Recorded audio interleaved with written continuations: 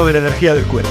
Sin los nutrientes necesarios podrías tener falta de concentración y memoria. Toma Recorderis, el experto en cuidar tu memoria, concentración y energía. Activa tu memoria con Recorderis. Aprovecha por el mes de agosto. Recorderis, con el 40% de descuento. Con calidad Farmabrand. Fin de espacio promocional y publicitario. Esta es la revista de Opinión Democracia. Seriedad y credibilidad en todas partes.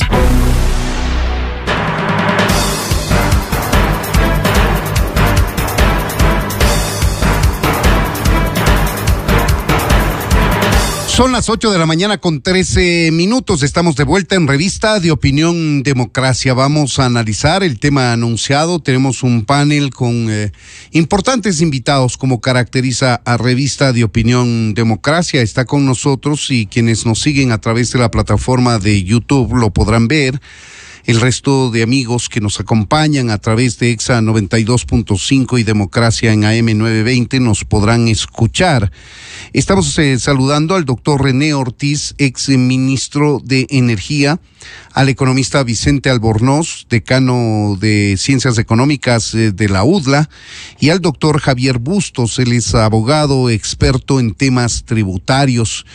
Son profesionales en distintas ramas, expertos en la materia, a quienes hemos convocado para analizar lo que le corresponderá al gobierno y estará pensando el gobierno para suplir los ingresos que actualmente le reportan la explotación del bloque 43 del ITT, y que hasta el 31 de este mes debería cumplirse la disposición que dieron los ecuatorianos a través de la consulta popular de que se cierren las operaciones. Son alrededor de $1,200 millones lo que reporta la explotación del ITT, y si se van a suspender tendríamos que buscar fuentes de financiamiento para suplir esos $1,200 millones aproximadamente. Caso contrario, el déficit fiscal se va a agrandar, se va a hacer más grande de lo que ya es. Es decir, el análisis entre los ingresos que tiene el Estado y los gastos. Pero bien, como les dije, vamos a analizar el tema. Les damos la bienvenida, ingeniero Ortiz, economista Albornoz, y al doctor Javier Bustos. Bienvenidos a Revista de Opinión Democracia. Si me permiten, quisiera iniciar con Vicente para un poco poner las cifras en blanco y negro y luego entrar de fondo al análisis de los recursos que se deben conseguir. Economista Albornoz, bienvenido. Le saluda Freddy Paredes. Buenos días. Hola Freddy, qué gusto. Un saludo a René y a Javier. A ver, estamos hablando de dos tipos de afectaciones con esa decisión tan sentimental e irreal que tuvimos los ecuatorianos de prohibir la explotación del Yasuní. Suena muy bonito, pero incluso las cosas bonitas, o quizás justamente las cosas bonitas, cuestan en este mundo, y eso es lo que nos pasa con el ITT. A ver, hay dos tipos de afectaciones. Uno, la afectación a la economía en su totalidad, o sea, lo que podríamos, usando palabras complejas, llamar la afectación macroeconómica.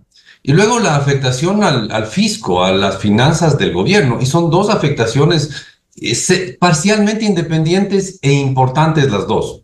A ver, cuando hablamos de la afectación a toda la economía, estamos hablando de que nuestras exportaciones, si es que llegamos a cerrar el ITT, cosa que le veo, la verdad, cada vez más remota, por lo impráctico que es. Si llegamos a cerrar el ITT, entonces estaríamos hablando de unos $1,500 millones menos de exportaciones.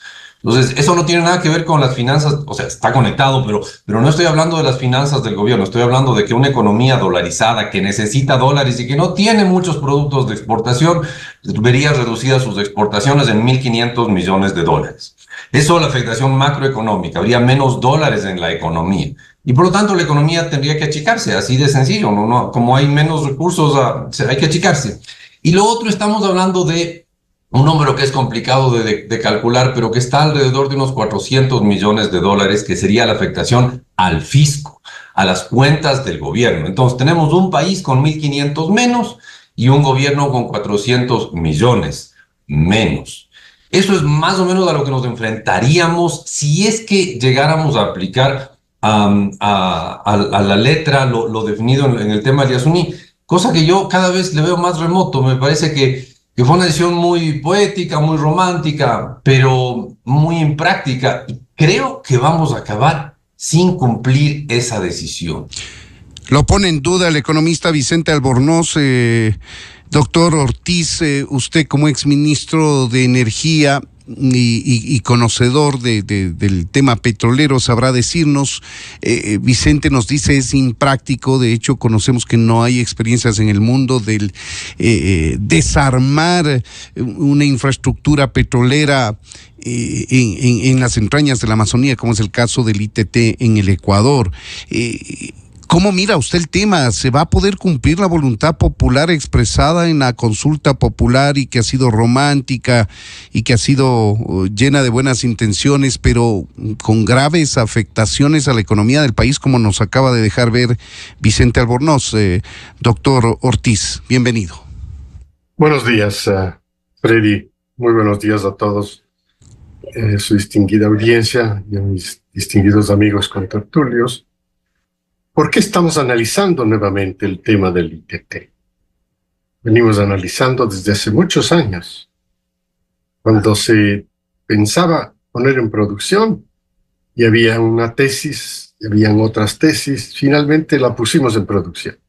Y finalmente se ha convertido en un ingreso importantísimo, como dice Vicente, no solamente para el Ecuador, sino para el gobierno también. Es decir, todos se benefician.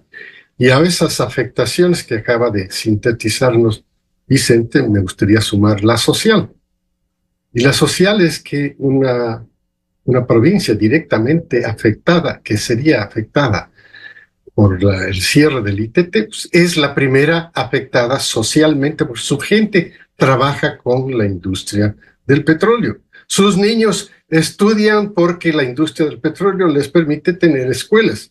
Sus madres y padres y los niños tienen atención médica porque la industria petrolera del ITT les permite tener toda la atención médica que es necesaria.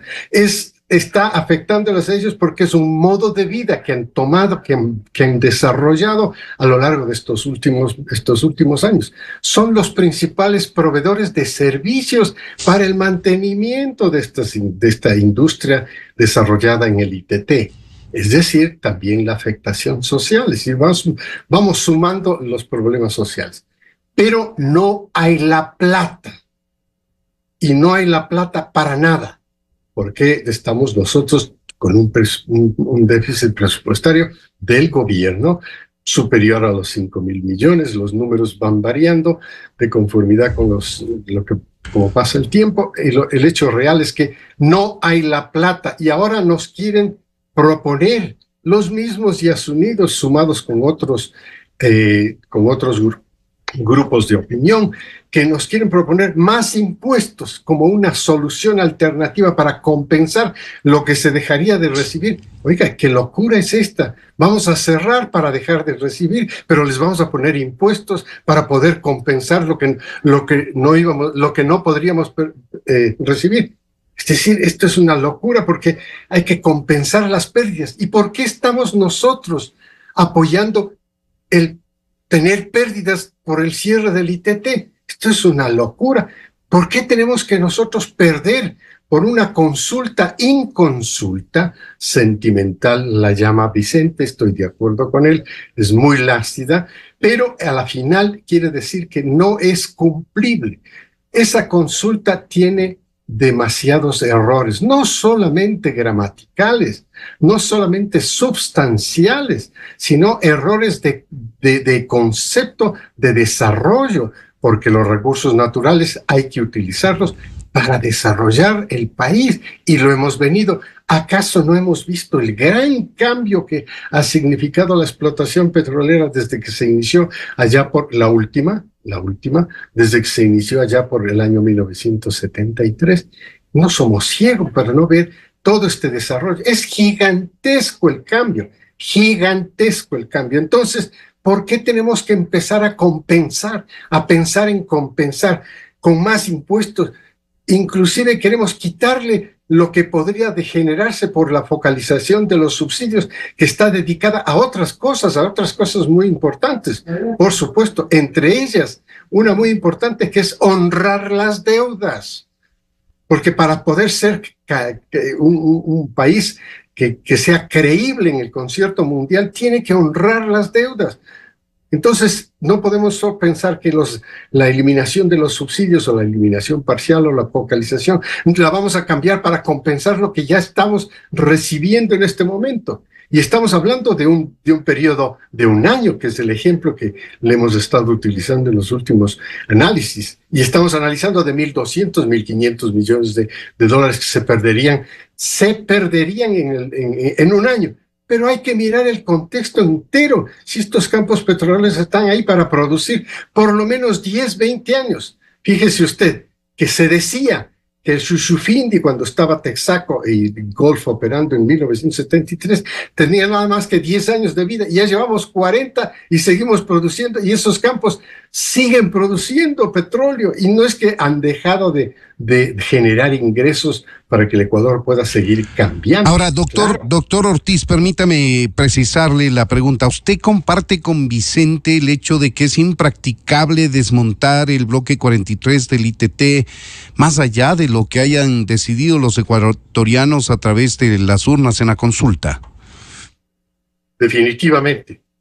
No se puede pensar en cumplir ese mandato de una consulta popular mal hecha, perversa, manipulada, todo lo que pueda imaginarse uno, e inclusive con dedicatoria contra una provincia, cuando podía haberse hecho lo mismo que se hizo con el Chocó Andino y la consulta. Y no hay la plata para cumplir, porque para poder realizar ese cumplimiento, que es un mandato también un poco traído de los cabellos, ¿no? Un poco así sentimental nuevamente, ¿no? Y que dice, el 31 hay que terminarlo. Si ni se ha comenzado, porque no hay la plata. No hay la plata. Todo esto cuesta dinero.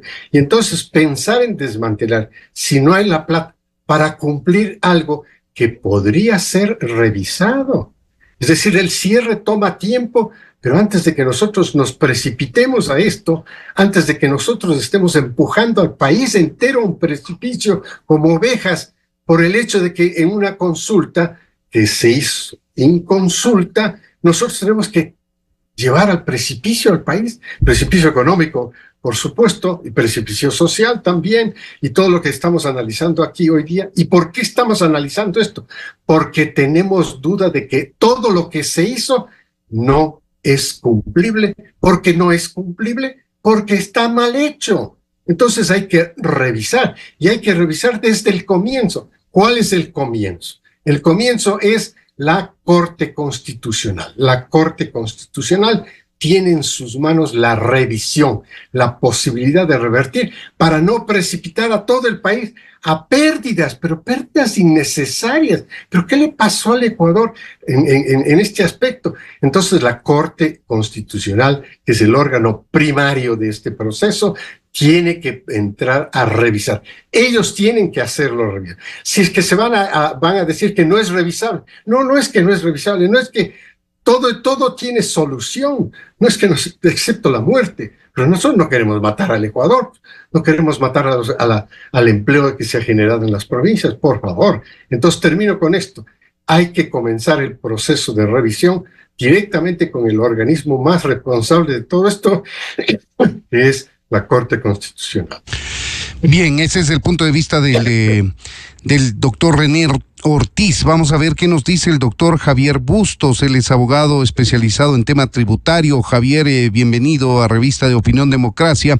Usted puede convalidar las cifras que Vicente estima, 1.500 millones menos de exportaciones de crudo y ha cifrado en aproximadamente 400 millones menos de ingresos al fisco.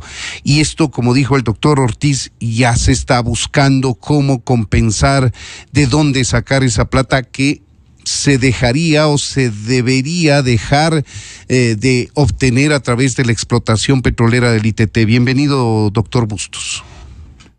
Gracias. Buenos días con todos. He escuchado con bastante interés tanto los comentarios de Vicente como de René, y concuerdan plenamente, ¿no?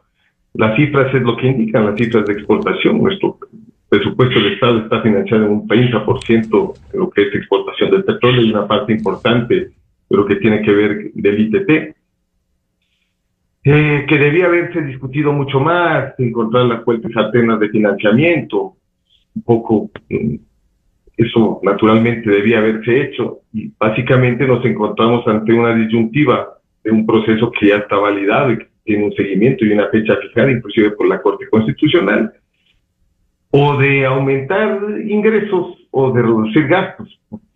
Eso es un poco el escenario en los que nos encontramos ahora, con un sistema tributario que yo diría que ha llegado a su tope de reformas tributarias, ¿no? Un impuesto a la renta del 25% y 37% para sociedades, un IVA que subió 3 puntos a 15%, el ISD volvió al 5%, entonces yo creo que mayor margen de maniobra para incrementar o crear nuevos impuestos, porque luego, si analizamos todas estas contribuciones temporales que llegaron desde el terremoto de 2016, luego la post-COVID, tenemos unas contribuciones temporales, impuestos que no tienen nada de temporales, sino que se han vuelto permanentes. Entonces, una modificación del régimen impositivo, que de alguna forma un proyecto ya está trabajado desde la Asamblea, pero que entiendo que por unas razones políticas, trabajado desde el Ejecutivo, perdón, pero entiendo que por razones políticas no se lo va a proponer este año.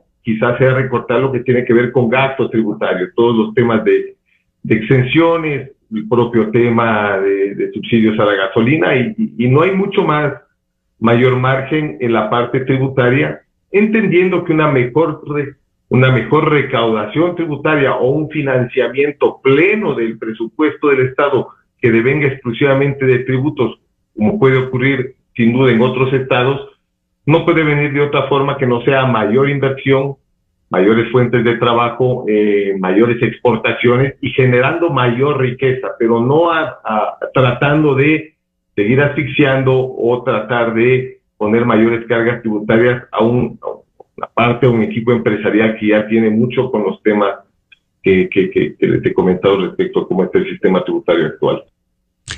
Se habla también, doctor Bustos, de una potencial eliminación del subsidio al gas con lo que significaría lo impopular de la medida, tomando en cuenta que varios presidentes han puesto sobre la mesa y ninguno ha tomado la decisión de ir hacia la eliminación del subsidio al gas, tomando en cuenta además lo que significa la pérdida de recursos en contrabando de este combustible además. Sí, es muy interesante el tema de los subsidios. Hasta hace nada se decía que en el Ecuador era imposible eliminar los subsidios porque no había un escenario político y social para ello, a pesar de que con la tecnología existen todos los elementos técnicos para entrar a una focalización, y un poco ya se han dado pasos, lo que ha ocurrido ahora con el tema de la gasolina, en entrar a una suerte de focalización y quizás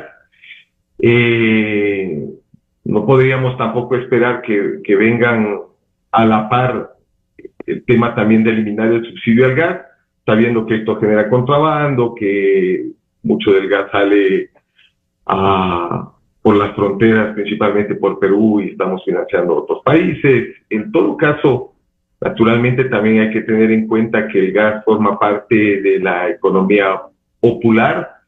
No podría pasarse a un valor o eliminarlo definitivamente, pero a través del bono de solidaridad y bajo otros mecanismos que permiten inclusive la trazabilidad de saber por un producto dónde está ahora y dónde se está moviendo. Esos elementos tecnológicos y con temas de focalización son temas técnicos que habrán que sentarse, socializarlos y naturalmente con la gasolina hemos visto ya lo pernicioso que resultan los subsidios, por quienes estaban beneficiando eran personas que podían pagar un precio de gasolina con un precio liberado y beneficiando además a sectores que realizaban actividades ilegales de contrabando y de narcotráfico, ¿no? Entonces no es algo que no se pueda hacer, pero se necesita obviamente un respaldo político interesante y técnico que pueda ser debidamente socializado, pero eso me imagino que ya quedará de reto para el próximo gobierno, ¿no?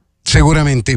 Economista Albornoz, sabemos que no está de acuerdo, dice que es inconveniente, impracticable incluso desmontar la infraestructura del ITT, pero más allá de eso, valdría la pena tener pensado de dónde sacar esa plata si efectivamente se lleva a cabo el cierre. No olvidemos que el presidente Daniel Noboa se ha pronunciado a favor de que se cumpla la voluntad popular expresada en la consulta.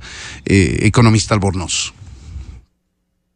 Cuando hace, y aquí René me puede corregir, pero cuando hace unos 12 años más o menos se discutía la opción de explotar o no explotar el petróleo del Yasuní, y yo estaba en contra.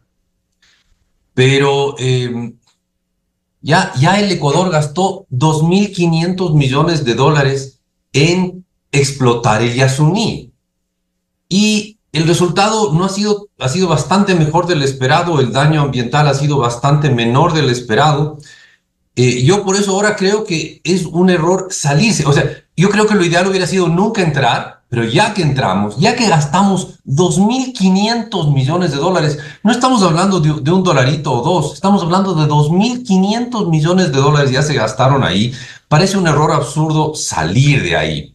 Y yo digo que es impráctico. Yo no sé de ingeniería de petróleos. Parece que desde esa visión también es muy impráctico salirse del ITT. Pero yo lo digo impráctico desde un punto de vista económico. No sé, es como hay unas leyes que suenan bonito, pero son totalmente inaplicables. Hay una ley por ahí que prohíbe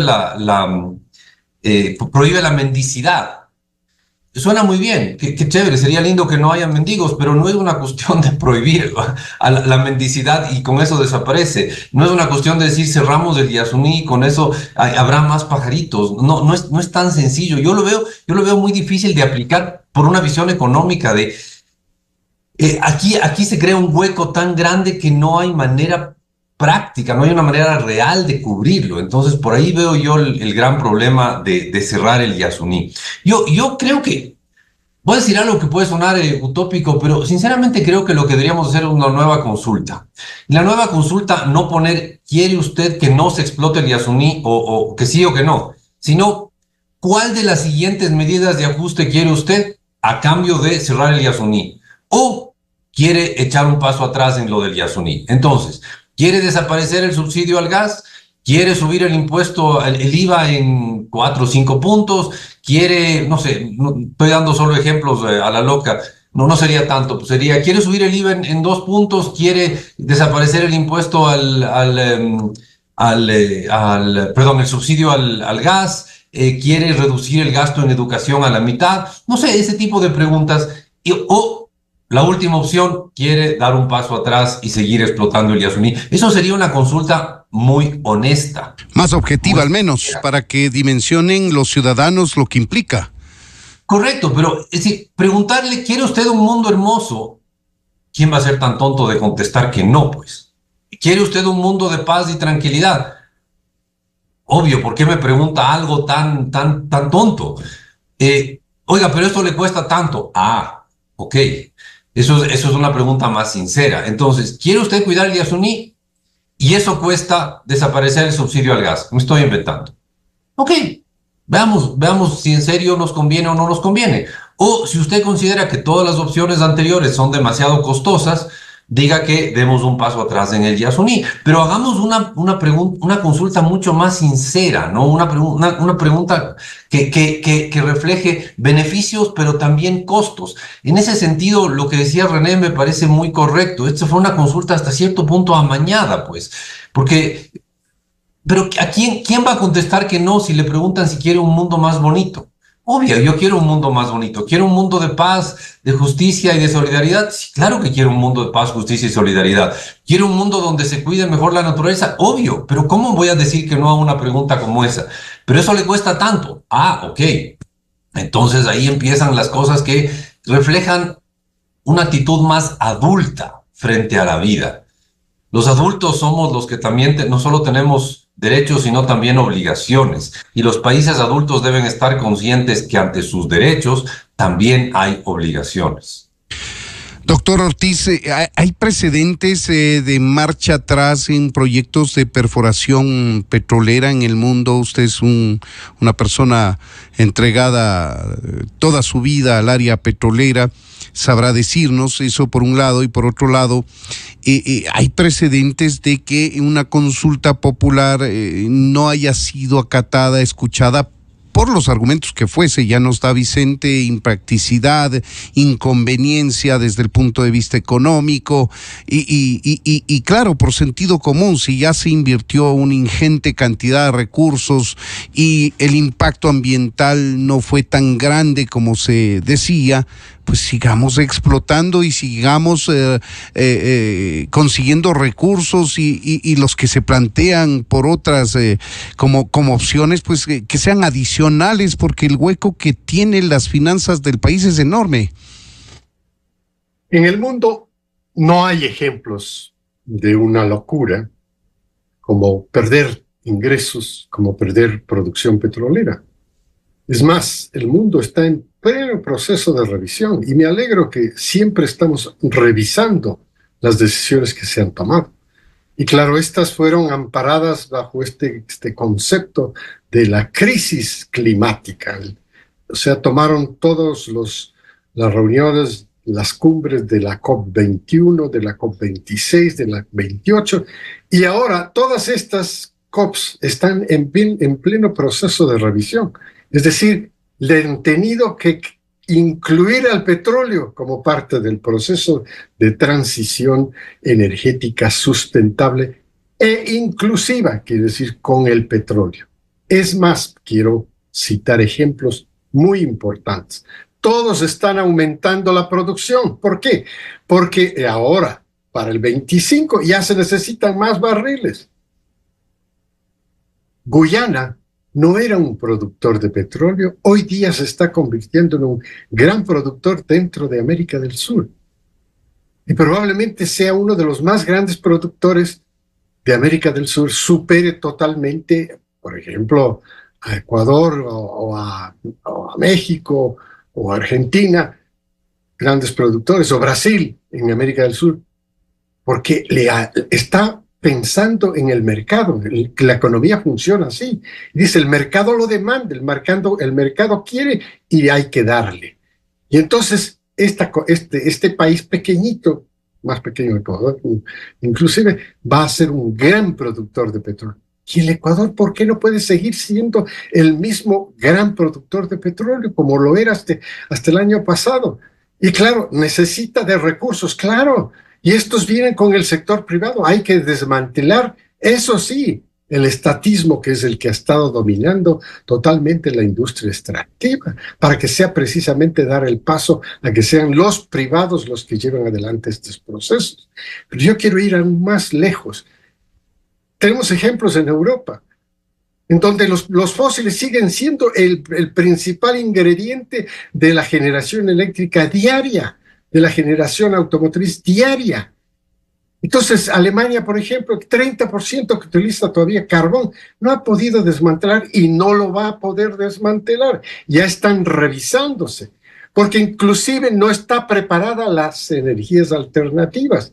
Pero las energías alternativas están pensando que tienen que pagarlas el consumidor. Y el consumidor dice, ¿y por qué tenemos que pagar más? Si podemos tener la alternativa directa, la que estamos usando, el gas natural, el petróleo, los fósiles, y seguir con estos mientras se da el proceso lentamente, sin presionar. Imagínense, en principio la COP15 dice que va a ser financiada por los países ricos. Y ahora los países ricos dicen, no tenemos la plata. Claro, pues están gastando ya casi $1 trillón en la guerra contra Rusia por la invasión de Ucrania. $1 trillón y la guerra que está costando en este momento con todo el proceso financiero detrás de cubrir todos los gastos de la guerra en el Medio Oriente. Y así sucesivamente se han presentado otros temas de mucha importancia mundial que por supuesto toman prioridad. Y entonces dice, bueno, si queremos seguir con la temática de la reducción de emisiones para el 2030 y el cero neto para el 2050, pues vamos a tener necesidad de trillones de dólares. ¿De dónde va a salir? Estaba pensado que sean los ricos los que pongan el financiamiento. Ahora se dice, no, que es en la COP29 que se presenta para este año, la siguiente a la COP28, en Bakú, en Azerbaiyán, otro país petrolero. Ahí se va a plantear, ya se dice, que hay que crear un impuesto al consumo. Vamos, el consumidor no puede ser la víctima de todos esta manera de llevar los cambios, los procesos de cambio del planeta de una manera tan precipitada. Entonces, estamos frente a todo este proceso de revisión y el Ecuador también puede entrar en el proceso de revisión. Y entonces tenemos el proceso de revisión con la focalización de los subsidios en el Ecuador. Regreso al tema local. Tenemos eso. Claro, ese es el camino, entonces, pero lo tenemos que hacer lentamente y está funcionando. Y funcionó también desde el 29 cuando teníamos el ajuste de los combustibles en aproximadamente hasta un 5% mensual. Y funcionó y generó ahorros. Y todo esto, la política pues, simplemente se interpuso en el proceso. Ahora lo está retomando el presidente Noboa. Y está funcionando. En el tema del gas licuado de petróleo, que es el gas de consumo doméstico, hay que entender que hay una focalización que ya está encaminada totalmente en el mercado, no necesariamente formalizada por decisión política de un gobierno. ¿Por qué? Porque el consumidor, quiero ser claro en esto, el consumidor que quiere pagar $1.62 por el cilindro de 15 kilogramos comprado en una planta envasadora del gas licuado, paga ese 1.62. Pero el consumidor que está siendo servido a través de un servicio de distribución totalmente privado, paga $2, paga $2.50. Si está en el 10º piso y hay que llevar el tanque hasta el 10º piso de un consumidor, paga $3 adicionales. Y entonces vemos que se ha dado ya el proceso. El mercado le ha ganado a la propuesta política. Le ha ganado, ya está funcionando. No es una novedad. Todos sabemos que esto ocurre. Nadie en las urbanizaciones, probablemente la mayoría de los consumidores, simplemente compra al distribuidor de la camionetita que tiene 100 cilindros, pero ese le cobra el servicio. Entonces ya el gas que supuestamente está subsidiado de $1.62 a lo que podría costar en frontera $10 o más en frontera norte o igual en frontera sur. Vea usted, ya se ha focalizado, ya pagamos los consumidores el precio del distribuidor. Claro, el Estado sigue subsidiando, el que está cobrando el servicio es el que está beneficiándose de esto. Y el que paga es el consumidor. Entonces, hay que entender que estos procesos no son fáciles y a veces ocurre lo que acabo de citar, que el mercado le ganó a la política. Entonces, en ese contexto, tenemos que ser muy cautelosos. Yo creo que ha llegado al proceso de este análisis. Gracias por haber traído este tema a tan distinguidos contertulios y probablemente habrá muchas otras sesiones en donde existan más personas que puedan contribuir a analizar el proceso de revisión. La reflexión es que nos tiene que llevar a la revisión. Si el mundo del cambio climático que está manejado bajo este paraguas de Naciones Unidas con las COPs, las COP 21, la 26, la 27, la 28 y ahora la 29, si este mundo está revisando, ¿cómo es posible que el Ecuador no pueda también revisar su proceso de consulta y no necesariamente precipitarnos nosotros como ovejas, ¿no?, al precipicio? ¿Qué pasó? ¿Qué locura estarán pensando? Y esa es una de las razones por las que propongo que se pueda revisar directamente, que lo tomara la Corte Constitucional, que no se limite exclusivamente al manejo de la ley, si puede o no puede por ley revisar. Vamos, si ellos pudieron tomar el pensamiento de un grupo colectivo como el colectivo Yas Unidas, ahora también pueden tomar otro pensamiento como es este de la revisión ¿Para qué? Para que podamos todavía continuar utilizando los recursos naturales. Los recursos naturales petroleros. Si el Banco Mundial está promoviendo el recurso natural minero para que Ecuador se convierta todavía más en un mejor exportador, un mayor productor y exportador de minerales, que probablemente vaya a ser un ingrediente adicional para el desarrollo de Ecuador. Bueno, pues vamos a tomar todas estas sugerencias y claro, me llama la atención, toman el turismo, pero el turismo no necesariamente genera lo que generan estos otros renglones.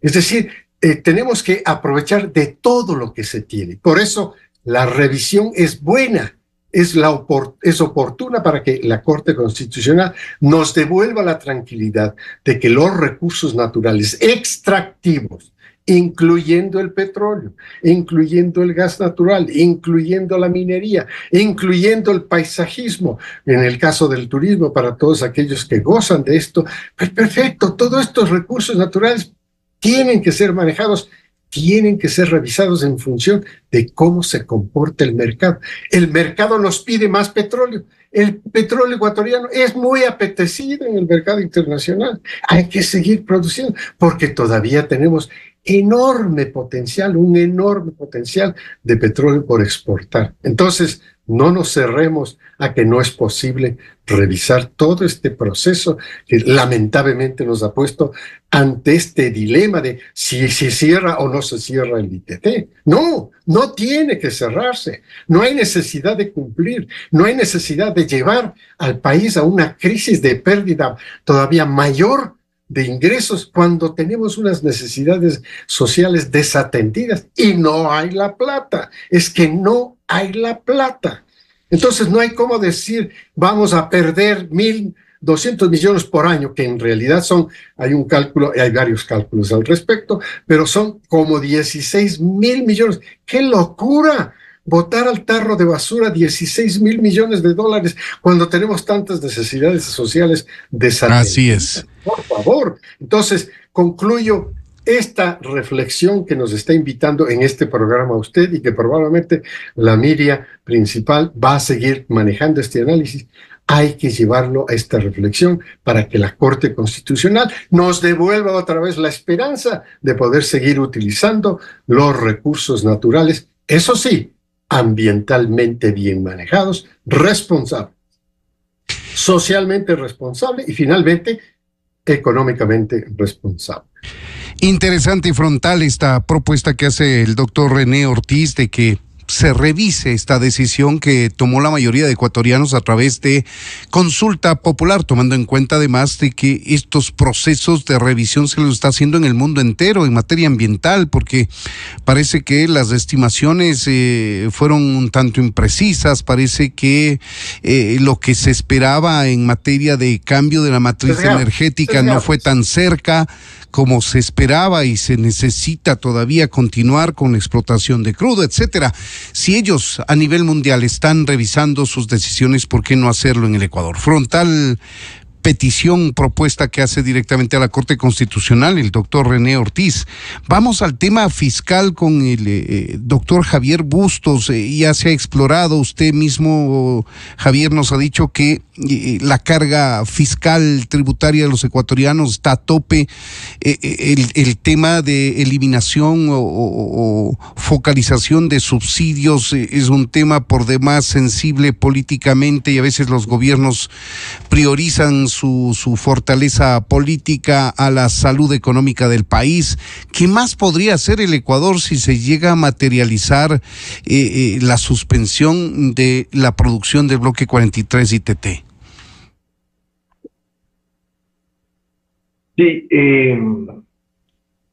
frente a este tema, básicamente en la política fiscal, sobre todo en la política económica, no hay mucho margen, ¿no? Se incrementan los ingresos del Estado de otras fuentes y en una situación similar también está el propio tema de la minería, que tiene relación también con el tema petrolero, o se incrementa la recaudación tributaria, pero la recaudación tributaria o el sistema tributario en el Ecuador no tiene más margen para entrar a establecer algún otro tipo de gravamen que ya tenemos. Ya tenemos unos impuestos que gravan la renta de las personas naturales y de las sociedades, otros impuestos que gravan el consumo, como es el IVA y el impuesto a los consumos especiales, y otros impuestos inclusive que solo las operaciones monetarias o las transacciones bancarias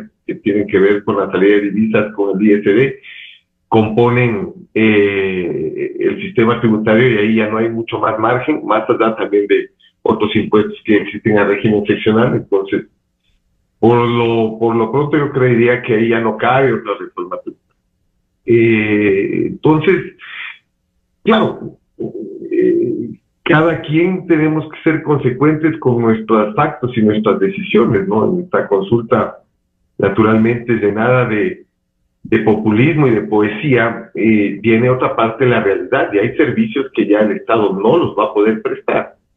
Y ese es el tema de la corresponsabilidad del ciudadano, también por las decisiones que están en las urnas, pero forma parte yo creo, de este tema, ¿no? Es decir, si yo tengo 2, 3 trabajos y mañana decido renunciar a los 3 trabajos, no voy a esperar seguir teniendo el mismo nivel de gasto, de consumo para mí y mi familia, y voy a tener serios problemas económicos. Y un poco eso es lo que refleja el tema de la consulta popular. Nada en el mundo es irreversible. Obviamente hay 2 buenas ideas de que la gente no solo hay que decirle esto le gusta o no le gusta, sino las consecuencias de esa decisión. Y podría venir obviamente una decisión en ese sentido, pero son medidas que obviamente, sin que exista, yo tampoco las conozco, otro precedente a nivel mundial, pero en algún momento alguien te puede volver a consultar si hay que volver a explotar el ITT. O sea, eso no está como prohibido, ¿no? Obviamente, pero esos no son, pero habrá una temporalidad en la que habrá que cubrir estos temas del déficit presupuestario. Normalmente alguien podría decir que hay que abrir nuevas líneas de endeudamiento y de crédito que prácticamente están ya cerradas y limitadas por el propio riesgo del país y por la poca capacidad que tenemos de endeudamiento por el déficit que se viene arrastrando. Entonces, sin duda, la situación es complicada y siempre va a ser complicada para los que menos tienen o menos recursos poseen. Vea usted también las desgarradoras historias de toda la gente que está migrando, porque obviamente no existen fuentes de empleo y de trabajo, y quizás también yo, dentro de todo este escenario pesimista que se viene encima, pudiera ser esta la oportunidad para hacer del Ecuador el hub de exportación. Estamos en la mitad del mundo para interconexiones aéreas, para atraer inversiones dentro de un tema que está escrito en ley, que es un régimen de zonas francas, para hacer un gran centro de desarrollo y de inversiones, pero eso también no es algo que solo se aprueba una ley y ya viene encima, ¿no? El tema es que mientras no arreglemos los temas de fondo que tienen que ver con seguridad, con seriedad y libertad en la contratación pública, como que no estén con procesos amarrados o amañados. Entonces, mientras no existe una base de salud, educación y seguridad, podemos no cobrar impuestos, podemos sacar las mejores leyes, pero esa inversión no va a llegar acá. Entonces, no hay una salida o no hay un punto para salir de este tema. Hay varias soluciones y hay que ir activando varios procesos para ver qué se puede cubrir ante esta situación que sin duda es apremiante por lo que representan los ingresos que se dejarían de percibir de la explotación del ITT. De acuerdo, me quedan 4 minutos, doctores economistas, para hacer una reflexión final en torno a este tema que preocupa, por supuesto, porque ya se cumple el año en el que tiene que ejecutarse esta decisión en las urnas y todavía el país no tiene claro qué es lo que va a hacer. La conveniencia a todas luces dice, el sentido común a todas luces dice que que si ya empezamos a perforar en la Amazonía y hemos tenido relativo éxito y eso ha generado unos importantes ingresos, pues que lo mantengamos así y que cualquier recurso adicional que consigamos sirva para cubrir una infinidad de necesidades que tenemos, no cubrir un ingreso que hoy torpemente estamos dispuestos a dejar de tenerlo. Empezamos contigo, economista Vicente Albornoz, una reflexión final corta para cerrar el análisis de este tema, por favor. Creo que todos estamos de acuerdo en que cuando uno llega a la adultez tiene que analizar los beneficios y los costos. Y necesitamos un país de adultos. No podemos tener un país que solo vea la parte bonita, que es innegable, la protección a la naturaleza, a la vida silvestre, al medio ambiente. Es innegable el valor de eso, pero eso tiene un costo. Y ese costo bien podría estar cercano a el volumen del subsidio al gas. ¿Por qué no nos preguntamos a los ecuatorianos si están dispuestos a renunciar al subsidio al gas a cambio de cuidar el Yasuní? A mí no me parecería una buena idea, por si acaso, pero al menos sería una pregunta hecha para adultos y no para niños. Una pregunta en la que se reconozca que el que está siendo preguntado tiene capacidad de raciocinio y no simplemente se va a dejar llevar por lo que el corazoncito diga el momento de hacer la rayita en la papeleta. Muy concreto, ya tenemos la propuesta de hacer una nueva consulta y ya tenemos el enfoque de la pregunta. Ofrece resultados de este tipo de paneles. Doctor René Ortiz, su reflexión final, por favor. Qué pena que tengamos que reflexionar una mezcla un poco tóxica de la política con la técnica, ¿no? Y es que la política va a hacer que todo esto cambie y se revise. Quiero poner un ejemplo. Si el expresidente Trump gana en los Estados Unidos, estoy casi convencido que otra vez se va a poner en marcha el pipeline que conecta Canadá, que tiene unos recursos petroleros gigantescos, con Houston en Texas, que se suspendió por decisión del gobierno de Biden. Estoy casi seguro que precisamente todo lo que es el fracking, que ha sido el milagro de la industria petrolera en Estados Unidos, va a ser impulsado con mayor fuerza. ¿Por qué? Porque Estados Unidos se ha convertido en un país exportador de petróleo también.